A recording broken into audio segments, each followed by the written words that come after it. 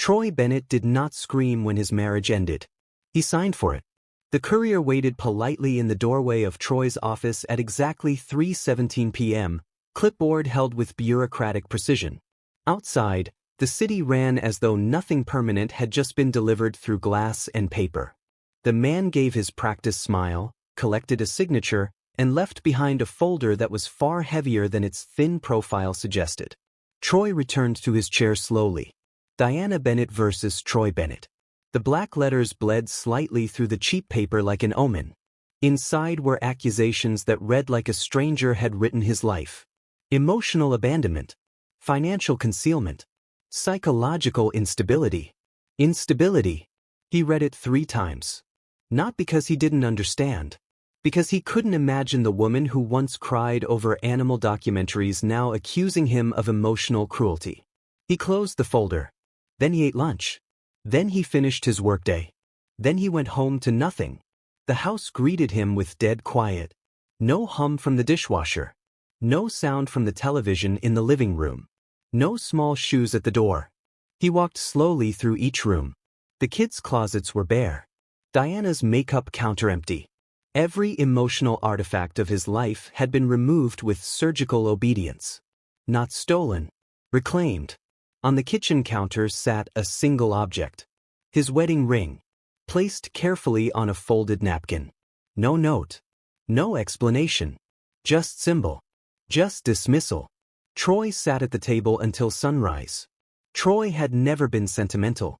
He grew up in a house where his father's voice cracked furniture and his mother learned silence like survival language. He learned early to observe moods like weather patterns, to leave rooms before storms.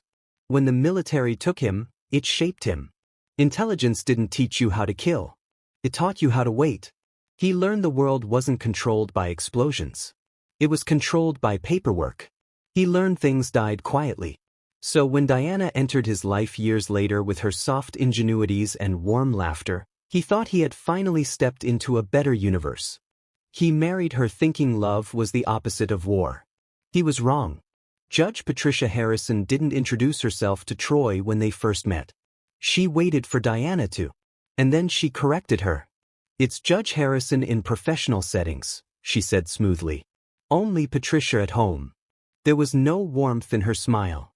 Only assessment. During dinner she asked questions in an order that built walls. Education. Finances. Family background.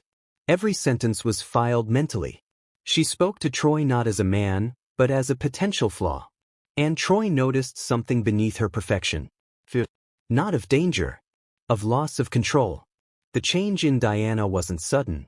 It was incremental. She began calling her mother daily. Then hourly. Then reflexively. Diana adopted Patricia's vocabulary. She started using words like position and optics. She spoke of their children's brand and future leverage. Troy didn't fight it. He tried to resist by being good.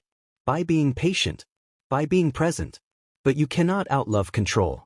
The day after the divorce papers, Troy's cards were declined at the grocery store. By afternoon, his corporate accounts were inaccessible. His attorney spoke to him like a man watched from above.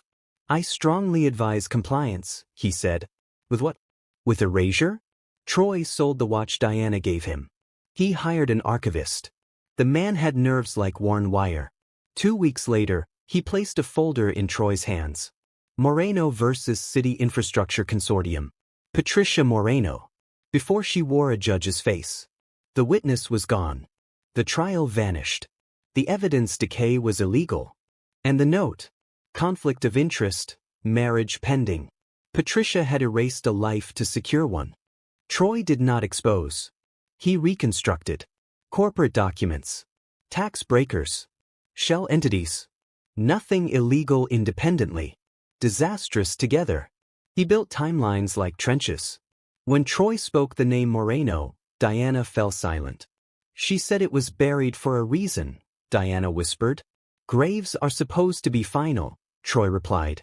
"Not foundations." Diana cried. Not like a wife. Like a child who finally knew the monster wore her mother's face. An ethics inquiry began. Then an audit. Then quiet testimonies.